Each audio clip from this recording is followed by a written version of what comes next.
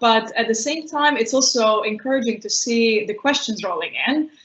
We have a lot of things to tackle, and I've been trying to sort of organize them sort of in groups that will allow us to sort of address as many of them as possible. And so the first kind of questions that are coming in are more focused on sort of what the external actors are actually thinking and prioritizing, right? And then the second part are more looking at the question of sort of where is the nexus between sort of external actors and local elites, and sort of how things are feeding into each other, and sort of what dysfunctionalities that is leading to. So I'm actually going to ask this question to all four of you, because it's been sort of an underlying theme going through sort of the geopolitics and sort of the idea that we have a return of geopolitics, right? But at the same time, a lot of you were mentioning sort of this idea that so Bodo was challenging us at the end on looking at whether this is even politics anymore, but there is kind of sort of this underlying idea that both the EU and United States have been sort of also prioritizing stability, sort of geopolitics over rule of law. Sort of Jeta mentioned this, Ljupcho was very critical of the external involvement. So perhaps just as an opening cue for your thoughts, did geopolitics actually ever go away, or is it just something that we're noticing now because there's other players, but where EU and US actually had geopolitical thinking all the way along, right? Or is there something unique happening at this moment that we're all noticing? Jeta, I'm gonna ask you to start us off, because you haven't spoken the longest and you had sort of a lot of thoughts on this. It sounds like it. Thank you, Mateja. Well, it's quite a good question. What do the internationals, like they are called, you know, in the local language, want? And I think it's not a very simple answer. It's not even one answer. But I will say, start by saying that usually what we have seen is that there's been a notion of requesting stability, right? And the stability meaning in the lack of war or of an open conflict. That doesn't mean that we have not been in war with other means or with other tools during this period of 25 years, but that we have not had, you know, a real war conflict. So over the past 25 years, we have seen that stability has been the underlying request, and that has been also, how can I put it? It has also stabbed, you know, at the back democracy per se in the region. Because and then we have had, you know, very conflicting messages. If we see in the road of European Union and the criteria, it is quite clear that we need to have, you know, reforms in rule of law, in public administration, and so on and so forth. But then at the same time, in the case of Kosovo, we are dealing with the process of a Kosovo-Serbia dialogue, right, of a negotiation process. And then you see EU supporting even leaderships who are not so willing, I will put it in a very diplomatic way, to push forward reforms, but that are actually backing the corruption and the lack of freedom of media in the country. So having these two parallel processes of what you're trying to do, and you want leaders who actually deliver in the bigger sense of negotiation process in the case of Kosovo-Serbia agreement or negotiations, and then asking from the same people who are responsible for the state of affairs at some extent, to deliver on the reforms. This is one thought. Then another thought is that what we have seen in the case of Kosovo, and especially during the last period or year, and I think Bodo mentioned it a bit, is the fact that actually the geopolitical interest or the very keen interest of certain powers, the pressure that has come towards the national politics have even determined or shaped power in the country. To be more precise and to make it more clear what I mean is that we were all proud in Kosovo last year when we had a democratic rotation of powers, where actually citizens themselves were able to elect the opposition parties and rotate the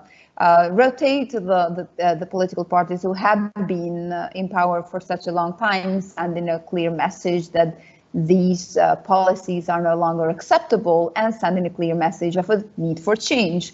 But what we saw was that the need, let's put it like this, or the request, more precisely, to have an agreement, whatever kind of agreement, because we started with talking about a political comprehensive agreement, and we ended up in a economic normalization agreement, which are precisely what was reached in Washington, which is not even an agreement per se, but are more commitments from Serbia and Kosovo side of what they're going to do, did actually, can I say, determine or it caused a fall down of a government and the establishment of a different government that was more willing to push forward to remove the tariff, the tax, or even willing to reach an agreement with Serbia. So we have seen that in the case, especially of Kosovo, how this idea of having politicians that deliver, or having these big issues of negotiations or specialist chambers or border demarcation agreement with Montenegro have determined also, the rule of law and other reforms policies in the countries. Not always, maybe supporting these bottom-up initiatives that have come naturally, if I can put it like that. And I think this is, and just to conclude, I think that sometimes even, the international partners, they don't really know what they want, because it is not clear also for them how they want to see the region or how they want to see their position in the region. It is very alluring to always hear, for example, that the Western Balkan has a European perspective, or that Kosovo has a European perspective. But then the question is, which European perspective, if we look at Kosovo precisely? Like, you have 5 non-recognized countries, you have, and you don't have any movements towards the European perspective. If you are not recognized, then you cannot move ahead. So it's very unclear even to know what they want. And I think this is precisely the problem, because there's some kind of a lack of strategy. In a different discussion that was taking part, the Commission's February, a couple of years ago, strategy on the Western Balkans came about, being stressed if that is enough of a strategy for the Western Balkans. And I would say that no, that's not enough. I think that understanding the complexity of European Union is one thing, and we do understand it, but at the same time having a more clear vision as an EU of what it wants with the region is another thing. And it's to maybe connect to one of the questions that are there that I see in the chat saying or asking, like, where is the region 50 years after? I think that it will be so much even determined of where does even the EU stands itself in front of the region. And maybe I will leave it at that. Yeah, thank you, Jeta. This was very comprehensive and sort of like tying in together a lot of questions. I will ask the speakers to try to sort of be a tiny bit shorter. I know it's difficult, we're dealing with complex issues, but we have 45 minutes and loads of questions to get through. Tena, your thoughts on sort of priorities. So we heard from Jeta that stability seems to be the things that external actors understand, but everything else seems to be very complex and therefore gets a tiny bit muddled. And so anything that you'd like to add and sort of what the external actors are thinking, and sort of is geopolitics always there? Yeah, thanks, Mateja. I mean, this question that you asked initially of was geopolitics always here, or is it here all of a sudden, is really interesting, simple, but very important. And I think that definitely, you know, the answer must be, of course, these dynamics were always here, and we're just giving them a different frame today, you know, putting them in relation with what is happening also in the West, and we're seeing them differently. And I would, you know, replying to that, I would link that with one observation that I've also introduced earlier during my introductory remarks, which is this narrative that is painted, especially by Serbia, in terms of the foreign friends coming to the rescue. And it's very interesting that lately there is a lot of debate among international relations experts. Where does Serbia stand in terms of foreign policy? Is Serbia, you know, an ally of Russia? Is it an ally of China?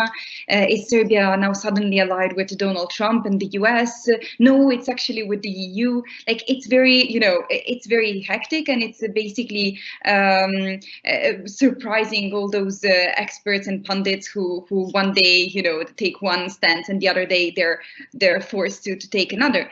And I think that the answer is very easy when you look at the underlying dynamics. At the end of the day, the bottom line is that the Serbian president, as well as other actors, so I'm taking the Serbian president as an example here, but basically, you know, the game is to pick the actor that suits you in that moment, to paint the narrative that you want to give in order to present yourself as the savior of the nation. That is what is going on all the time. And when you understand that, there is no reason any longer to analyze day by day. Oh my God, you know, the agreement in Washington D.C. Oh, the energy stuff with Russia. Oh my God, China is now very present, etc., etc. Because this is going to, you know, it's just a narrative that that is underlining. This dynamic is underlining. So we see it again and again that although, you know, Serbia was kind of at times away from the EU, then it comes back, etc., etc. But also, I mean, I would say that it's good to remark that, you know, things are not so grim everywhere. Some of the speakers have remarked this, and it's true. There is an internal demand for change. We've seen it, you know, Jeta has mentioned Kosovo. We've seen some shakeups of one kind or another at recent elections in Montenegro, in Bosnia. So there is some sort of demand for change, but it is not, you know, clear cut, and still the situation is one in which the incumbents are very much have the upper hand because of the wider you know, atmosphere of state capture in which it's located. I would reply very quickly to Ljupcho, because he's challenged me on the conspiracy theories part, saying, if I understand correctly, that I'm painting, you know, Western Balkan people as simple-minded and prone to conspiracy theories. This is really not so. If I thought that, I would not be, you know, working on the Western Balkans day in and day out. I absolutely do not think that. But, you know, this survey that I mentioned, I mean, it's done by a professional company on the whole territory of the 6 Western Balkan states. It's done with a representative sample, and it shows you that with the same questions, more or less, whereas in the European states, you have up to 30% of the population that believes in any one of those conspiracy theories. In the Western Balkans, this figure stands at 75%. So instead of sort of, you know, putting our head in the sand and saying, no, it's not true, we should take this finding and ask ourselves why. And I think that one of the reasons that we should investigate is exactly this relationship of trust between citizens and authorities, and exactly this kind of fog of hysteria that is sometimes presented in the media by political leaders, also in relations to these geopolitical actors, you know, painting the EU as a fairy tale and as bad, painting, you know, in Serbia the Albanians as a bad actor, and instead somebody else is a friend, and the day after changing narrative. So that's why I think, you know, these issues are interesting to take in relation one with the other. And just to link with one of the questions that were very interesting, this non-aligned history. I'm not a historian, but the fact that there is this heritage is actually, I think, relevant in this sense, because it does provide a sort of humus among the population that was a previous game of playing East versus West. So the population is used at that game, at least part of it, and liked it from a previous model, and is now susceptible to some sort of similar specular narrative presented today by political leaders. I will stop here. Sorry for taking so long.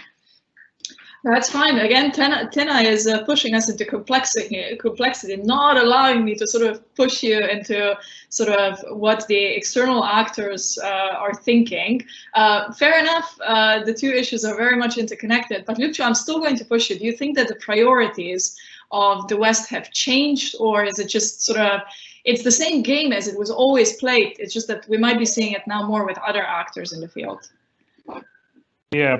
Probably we are becoming more aware of the complexity of, the European dimensions of, policies and foreign policy. I mean, different actors have different visions about the Balkans. For instance, have a look at, we can compare the German and the French position. Lately, France has been, okay, they haven't been more involved, but with, by insisting on the new methodology, they try to create an image that, they are an actor whose views need to be taken into consideration and so forth. But in fact, they don't have any commercial, industrial, interests in the Balkans, and they don't have a tradition of being involved, in the Balkans like the Germans. The Germans do have commercial interests. The Balkans, the Western Balkans, is like, one of the, it's like a German factory. Come on, I mean, it's part of the wider German industrial area. When you approach Skopje driving from Belgrade on the right side of the highway, you can see at least 50, manufacturing facilities, which are mostly German-owned, heavily subsidized by the government, and which employ thousands of people. So Germany is present here, and that's why Germany is the pioneer and the supporter of enlargement, because they see the enlargement process as a guarantee that the economy which benefits Germany will be stable, and they will keep it. You can also see, I mean, a lot of everyday level strange things, in this transactional relations going on. Let me give you an example. Recently, I came across an advertisement on Facebook, by German recruitment company trying to, recruit nurses, medical nurses for the German public sector in the middle of the crisis, when at the same time, when Western governments criticize our government, about the way it handled the pandemic. So it's, I mean, the actors have different, interests. Russia's role is exaggerated. It is definitely, they don't have a clear policy on the Balkans. I mean, the only policy they have is to create problems. It's a policy of disruption. And very often, their real role in the Balkans is exaggerated and even manipulated by the local elites, because they need this specter of Russian influence mingling into internal affairs to become more likable to the Western partners, and to become more important in the eyes of the Western Balkans. Hungary, I can see somebody asking about the role of Hungary. Well, I mean, Hungary is very serious, has a very serious policy in the Balkans. I don't know if you know, but the Hungarian media conglomerate, which owns or controls the ownership of virtually all media outlets in Hungary, is owner of several influential, powerful media outlets in Slovenia. So, you know, the Hungarian state controls half of the Slovenian media outlets, and their company in Slovenia, in turn, you know, controls many media outlets in Macedonia, the right-wing media outlets. I don't know if this is the money that the local kleptocrats, you know, laundered in Hungary, and they're now using, you know, this company as a only as a facade, you know, to buy back, you know, the media outlets, or it's a genuine Hungarian policy, but it doesn't matter. You know, the role they play is pretty negative, but they have interests, and the way they do it is very, you know, efficient. They control the media, thus controlling the hearts and the minds of the people. And the fake news and the manipulation these media outlets produce is huge. It's huge, and nobody does anything about this. I mean, so we have a very gray picture. I really love, you know, painting a gray picture, you know, even about the Balkans. There has been much progress. I will finish with this example. You know, when you talk to people in Macedonia about, you know, history, many people consider the 80s, you know, the 80s in Yugoslavia as the golden age. Why? Because people would argue, this is the usual argument, there was full employment. No, there was not full employment. You know, there was not full employment. Last year, before the crisis, the number of employed people in Macedonia was larger, you know, much larger, 150,000 people more officially employed in this country than in the best year from the 1980s, you know, in Yugoslavia. Macedonia finally has a labor market. It's, you know, giving a job is not anymore a topic. You know, what is the salary is the topic now. Because there is a lot of competition, many companies, you know, the economy, the political economy of the Balkans has stabilized. And part of the support that Vučić enjoys, of course, we don't like Vučić, nobody likes Vučić, everybody thinks he's an autocrat, but he stabilized the economy. And in many respects, he was successful because he knew how to attract German companies. He knew how to subsidize German companies, to find a model for subsidizing, you know, foreign businesses to open up their operations in Serbia.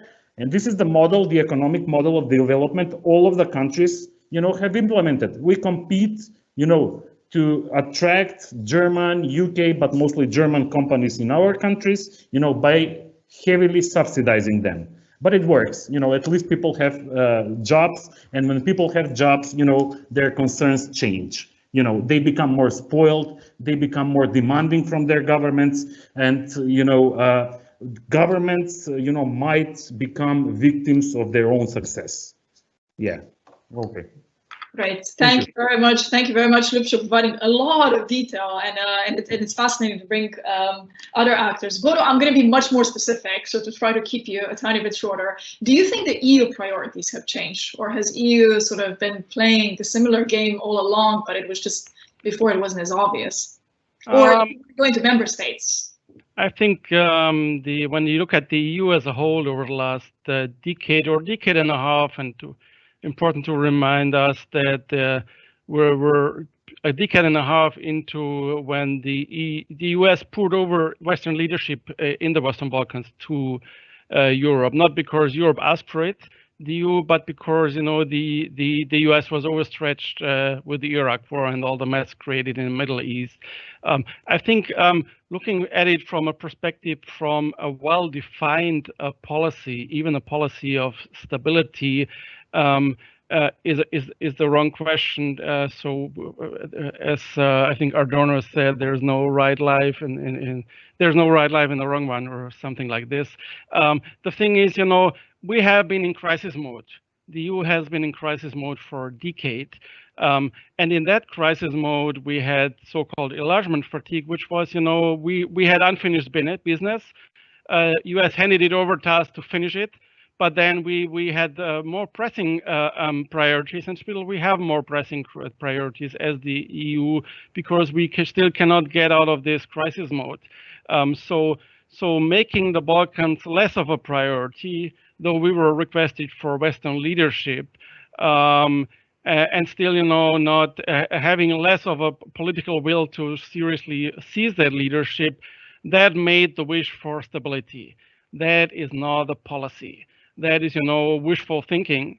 you hope that it will not explode. We will somehow deal with it, but not too much, because we don't have the capacities, nor the interest, nor the political will, the capitals, or at least sufficient capitals. And we just hope, that it will remain stable, at least seemingly stable, even not stable, seemingly stable, so we don't have to deal with it more intensely. Now, I would say, in the Balkans, probably throughout that period until 5 years ago, was somewhere in transition between violent ethnic destabilization and destruction towards democratic societies. And within that transition, there were and remain two unfulfilled agendas in the Balkan societies. One is the unfulfilled agenda of nationalists. The other one is the unfulfilled dream of citizens for, basic fulfillment of basic needs, prosperity, security, rule of law, and in a way, democracy. This is not to be naive, and in Enlightenment sense, there's a lot of post-authoritarian personality problem with it. Beside that wish, there's a lot of, asking others, third actors, to bring us that agenda, to fulfill us the agenda, and not us, being full-fledged citizens to bring upon that changes. But those are the two unfulfilled agendas. Until 5 years ago, so I would say, the citizens' agendas were on the rise, and they were clinging towards the West, the EU, and the US for fulfilling their agenda. Now, that agenda, that fulfilling the agenda and the stability agenda, were gradually, expansively undermined by the expanding crisis in the West. From 2015 on, we have seen a U-turn. With the Trump administration, with Brexit, the nationalists, with their unfulfilled agendas and their hopes, returning hopes after 10 years of maybe having a chance to get those fulfilled, we're now starting to look at the West. And that tells you something. And the citizens lost hope into the EU. Instead, they were packing their suitcases and moving to the EU. I mean, that's a very nice contradiction, but that's part of the whole schizophrenic situation. And we have switched from undermining our own democratic and stabilization agenda by our own expanding crisis in 2015-16, the West, EU, and the US, to become an actor of not exporting stability and security, but exporting instability and insecurity. I think that is the framework. Great, fantastic. Thank you, Bodo. So I don't think it's unusual when you gather a group of researchers for everybody to be super critical. And I love the fact that one of the first questions that we got in sort of our Q&A was actually what has been done well by external actors, and particularly the question is looking for sort of EU and US. And I'm going to ask you to be very short and pick one thing that you think has been done well, right? So probably ending the war, like things like that, but it's just like, if you can think of sort of the more recent history, the time that we're actually really criticizing sort of how the West has sort of fallen apart in its priorities and sort of its leadership. Can you think of something that is being done well, either on a micro level or on a macro level? And now I'm looking at a lot of confused faces. Does anybody have an example? Tena has an example, so Tena is gonna lead us off. I mean, I think I have several, and really, I think it's an important point, and I think we should think very hard, when we criticize full out, without seeing the nuances also on that side, because we really risk shooting ourselves in the foot if we only paint the action of the European Union and the US in a negative light. I mean, so my home country, Croatia, for sure, hasn't become a beacon of absolute fabulous democracy and a paradise on earth after entering the EU. But there are several areas that have been improved as a result of the Europeanization process, at least at that, more sort of, if you call it superficial side or administrative side, there is more transparency. There are several mechanisms that in the wake of the EU accession process have ensured more checks and balances. There are some pluses. In Macedonia, we've seen that when, in North Macedonia, sorry, that when grassroots, efforts combined with an action from the US side. That's been very important, and also from the EU side with the Priebe report in outlining everything that is wrong with state capture in Macedonia, that you can get to good results. In Montenegro, I mean, there is this amazing investigative journalism series that's done at the public broadcaster that is an epitome of, you know, captured media in the region, the Montenegrin state broadcaster, that's managed to be implemented by the funding from the EU and the US. So bottom line, of course, you know, the situation is very complex in the Western Balkans for many reasons, but those small sort of ecosystems of transparency that are present among civil society, among the media and academics, and these, you know, this linking up of these ecosystems is by and large possible because of funding and support from the EU and the US. Is the support perfect? Absolutely not. I'm the first one to criticize it. I think that calling a spade should be much more of a practice than it is. And I think that, you know, if the EU wants to speak the language of power in geopolitics, as Josep Borrell has said, they first need to speak a courageous language for it to be powerful, you know, to be brave and really call a spade and say it when they see state capture, and not just congratulate on the result of the elections as something that epitomizes the trust of the citizens, whereas it's very clear, you know, the opposition has boycotted the elections, that they were done in an atmosphere of unfairness in terms of the media and the funding for political parties, etc., etc. And yet, you know, we should always remember that the EU specifically is a very multifaceted actor. We cannot talk of the EU as this unilateral person that decides that, you know, wakes up in the morning and says, today I'm going to back stabilitocracy in the Balkans. That is not the way it happens. They are, you know, individual politicians and individual groupings, for instance, the European Parliament, that do so, yes. The problem is that this, you know, that the EU is perceived as a monolith in the Balkans. So the EU must do more, you know, coordination efforts in order to get their message in line and to have this strong message in the Balkans. But we, on our hand, must be understanding of the fact that this is a weird and multifaceted beast that is very, you know, difficult to coordinate in many respects. We must cut it some slack, and we must also highlight and appreciate the good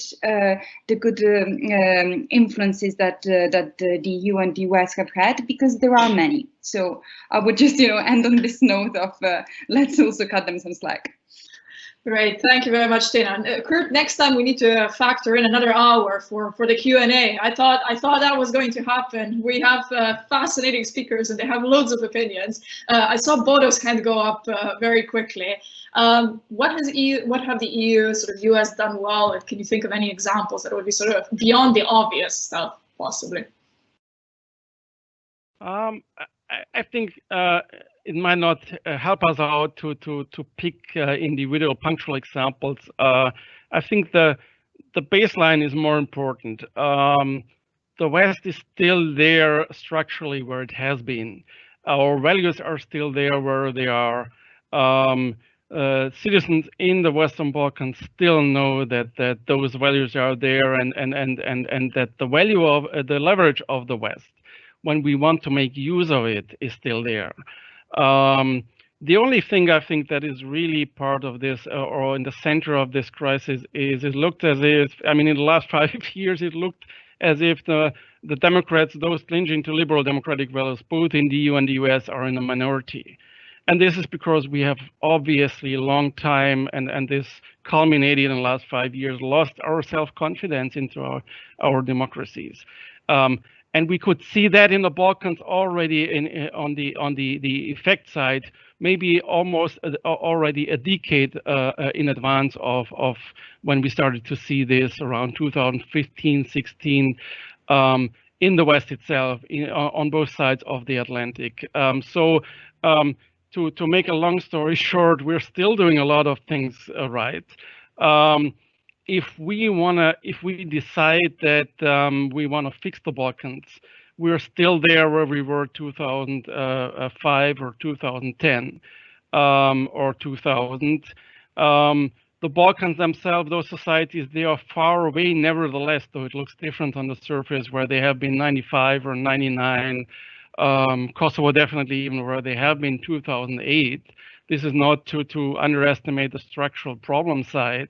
So this is all an issue of, regaining our self-confidence in the West,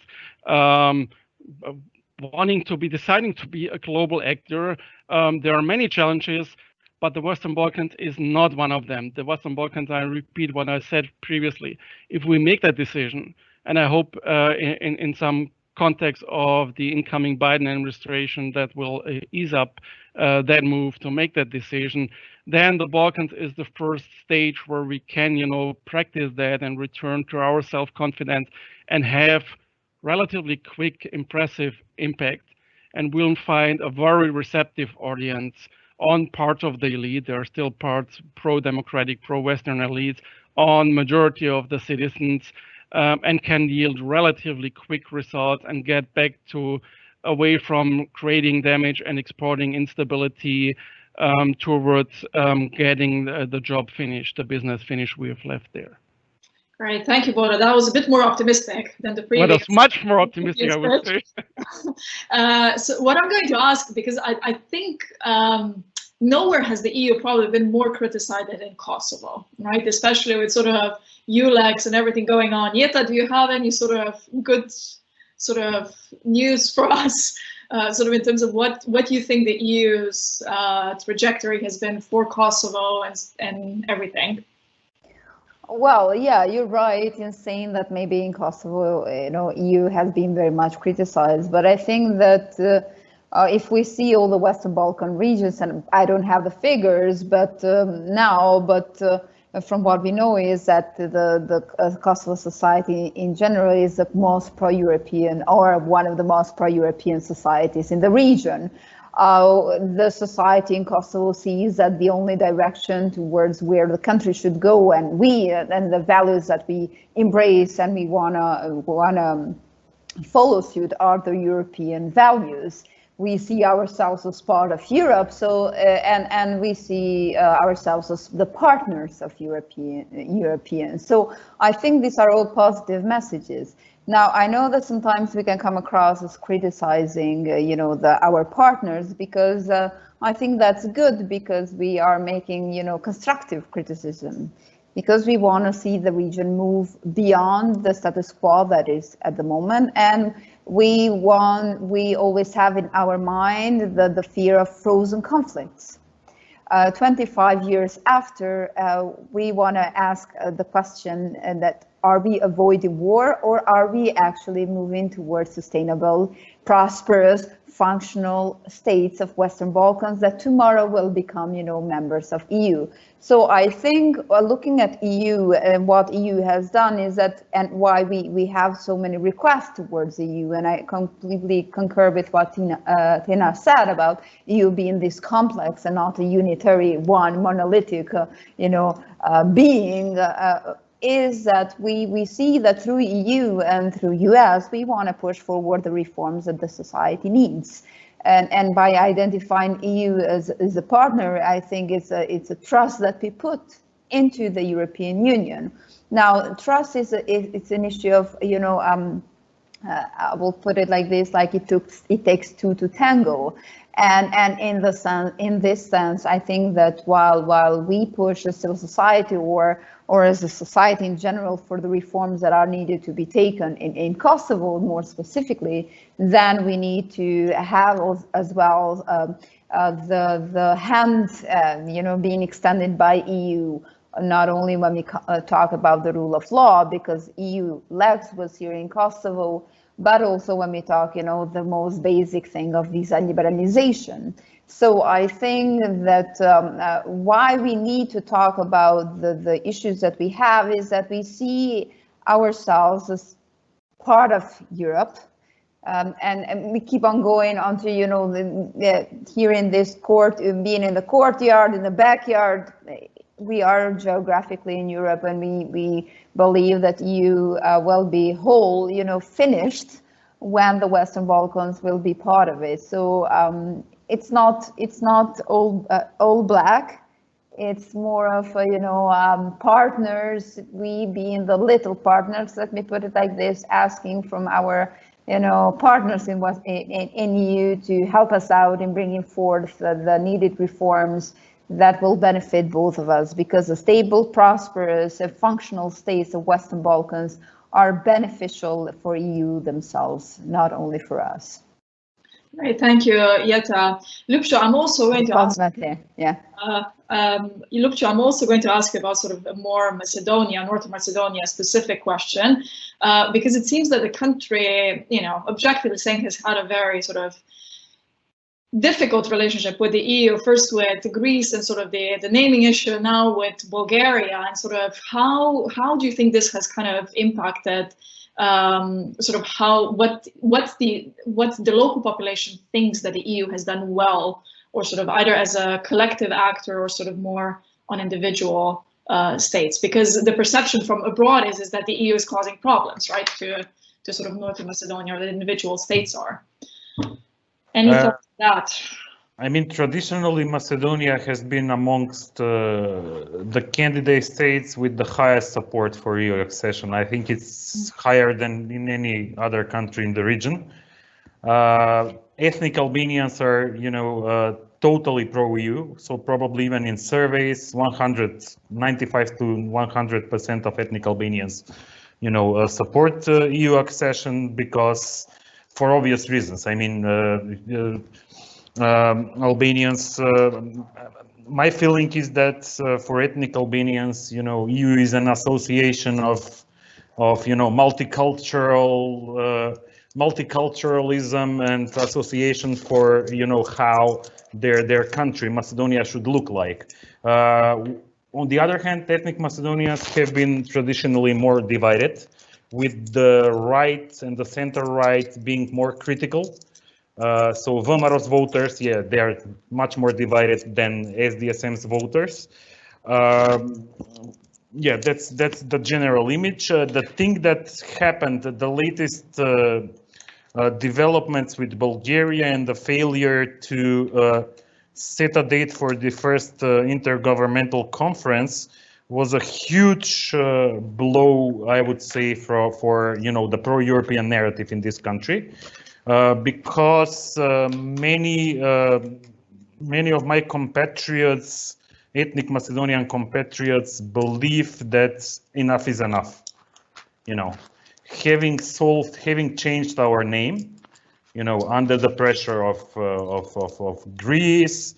Having waited for the new methodology, and having a general sentiment that we are treated in a way which is not fair, and which is exceptional, not based on merits, resulted in even further solidification of this, sentiment, and this will inevitably lead to a further decline, of support for European integration among ethnic Macedonians.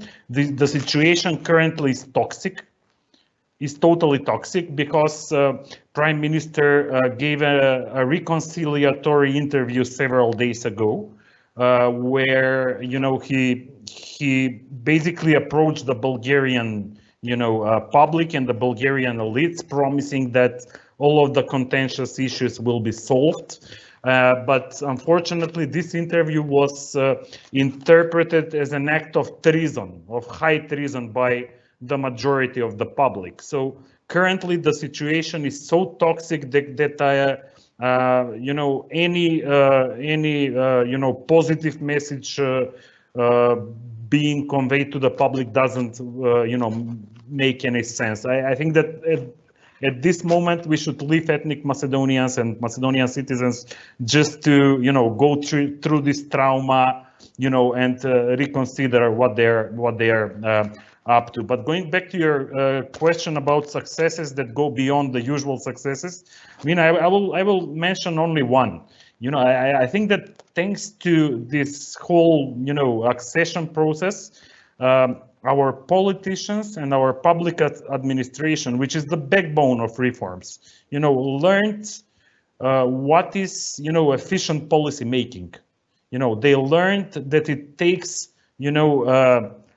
creating strategies, creating strategic documents, creating plans, to succeed. So the last decade, I see the last decade as an exercise for the whole, public administration to learn how to, do policy making, good policy making. I'm not talking about the money, because I think that the money that are available at the moment, the IPA funds, are peanuts. But I think that we have learned a lot. Our public administration and politicians have learned a lot, about policy making, and this is very important. Thank you, Ljupcho. I wanted to include this sort of like the recent sort of changes primarily because I think they do highlight sort of how the EU can do actually quite a lot of good things and then undermine itself through a couple of symbolic moves. And I see Jeta's nodding and not probably thinking of examples from Kosovo as well. We have 10 minutes on the clock, and while I know that we didn't get through all of the questions, I was cognizant that sort of the speakers were kind of bringing them in, and so I won't feel too bad for shortchanging you for not having deep engagements on all of them. But I did want to pick up on one of the questions that we received quite early, which was looking at sort of, given that we're now 25 years on from Dayton, the question was asking us sort of, what about the next 25 years, right? And so this is always an unwelcome question, especially on a panel where we were touching everything from sort of geopolitics to sort of internal, sort of how local elites co-opt sort of external actors. But I will still ask you, either you're being pessimistic or optimistic, right, for what do you think are the most likely scenarios for where the region will be 25 years from now? And you can go, wherever you want to go. You can talk about sort of border changes, economy, sort of integration, or anything. Pick your favorite topic and look into the crystal ball and tell us where you think the region will be 25 years from now. And remember, this is recorded, so it will be there for posterity. Okay, so I'll start with Tena this time. Tena, do you want us to sort of know? You're muted. You're muted. Look, I do not have a crystal ball, but I think that in general, we tend to see the downsides more than we see the positive sides of where we're going. And I think that we're always also going backwards, but that usually maybe in some ways that we do not see, we're kind of more going 2 steps forward and 1 step backward. I mean, in the experience, I guess, of just like a female working in academia in Europe, I guess 20 or 25 years ago, I would not be able to work at a sort of at a junior level with the best experts in my topic and be encouraged for it. And this is actually something that. It's interesting because in the Balkans we had more gender equality, especially in the labor markets, than not elsewhere. So one thing that I wish for the future is, for instance, really to also look at the positive heritage that we have in the Balkans, because there really are very, very important elements of it, and potentiate it further. So, if we're looking at specifically the gender equality lens, I come from a family of all women, and it's perfectly fine for it to be so. It's perfectly fine was perfectly fine for my grandmother to have to be better paid and to be at a higher positioned than my grandfather, for instance. So I hope that we take those elements and we treasure them and we make more of them in the future. Yeah, so Tena's being very optimistic, hoping for a more equal Balkans 25 years from now. Bodo, what's your take? Scenario for 25 years from now? No crystal ball too, but let me strike a positive note. We will get over the up of a final comprehensive agreement between Kosovo and Serbia, and we will then see, you will all be surprised, the relatively quick demise and collapse of the Vučić regime. We will see a complete overhaul of political elites in Kosovo. It's already been started last month with some planes going to The Hague. On Bosnia, on general, I might even foresee that we will have the Western Balkan countries in the EU and some Central European countries temporarily leaving the EU. I would not exclude this, and you probably know which ones I mean. These days, on where Bosnia will be in 25 years, I think there are basically two options. It will still have the Dayton Constitution, but it will be completely depopulated, or it will be a normal country with a completely different new constitution. And I'm still optimistic we will not see a completely deserted Bosnia in 25 years. And on a general EU perspective, I hope we will not see further dramatic, disappointing North Macedonian citizens by the EU. And I think that Kosovo in the last 3 years even more has been disappointed and frustrated by both ends of the Atlantic, while Kosovo really, in a way, and this is an irony of history, giving the anti-Albanian racism in former Yugoslavia is to me still surprisingly the most dynamic, youngest society and the most pluralist society of all non-EU member states, Western Balkan societies. So this difference between where Kosovo is comparably, not underestimating all the structural problems in democracy and rule of law. And Jeta knows that I'm not naive there, and not pro-Albanian in that sense, but comparably to the rest of the region, this has really been a heavy hit these 3 years for this project of independent multi-ethnic Kosovo. Yeah, I'll stop here. Right, thank you, Jeta. I think that was a cue for you. 25 years Kosovo. Well, I have a few wishes. I will put it like this, One, I hope that in 25 years we will have visa liberalization, that in this 25 years, after 25 years, I will not be in a panel discussing how important it is for Kosovo to have visa liberalization. I hope that will happen.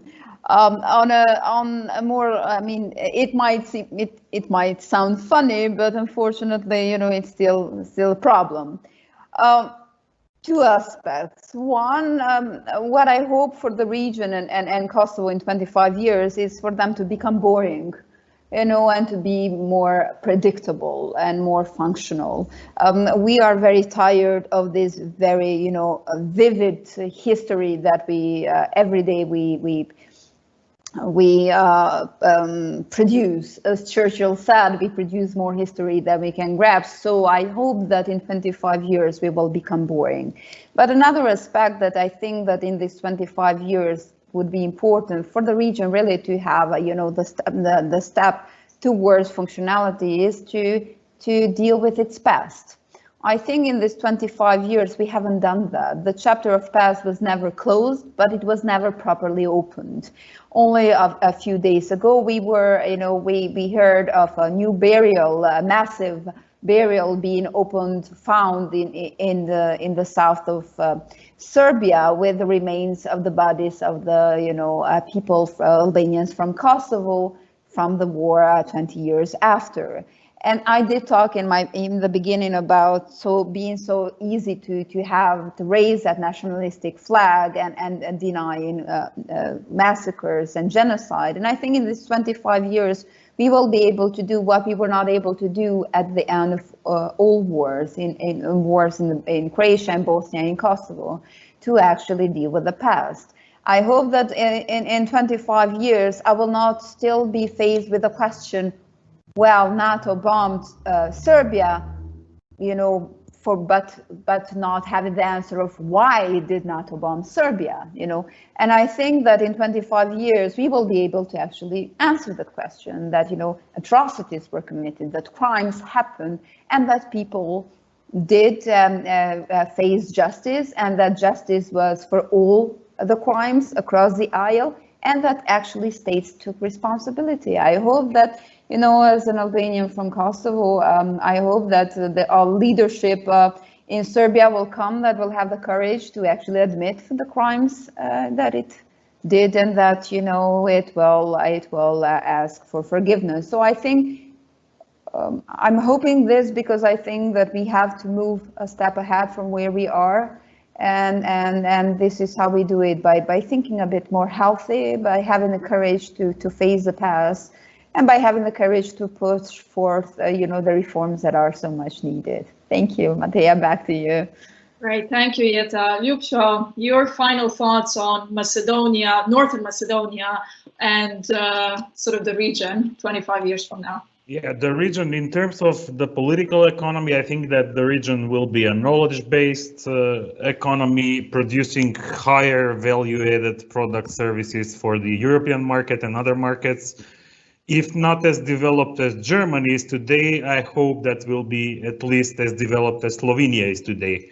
In terms of democracy, well, I don't know about democracy. If I calculate well, you know, if Vučić stays in power, by then he will be 2 years short of, you know, being longer in power than Tito. Hopefully this is not going to happen, but ideally, you know, in 25 years there will be no borders. You know, it will be possible to travel, you know, from Skopje to Sarajevo in 5 hours without queuing, you know, meaninglessly queuing at border crossings. That would be enough for me. Yeah, I mean, that would be perfect for me. If these things happen, yeah, I will be happy.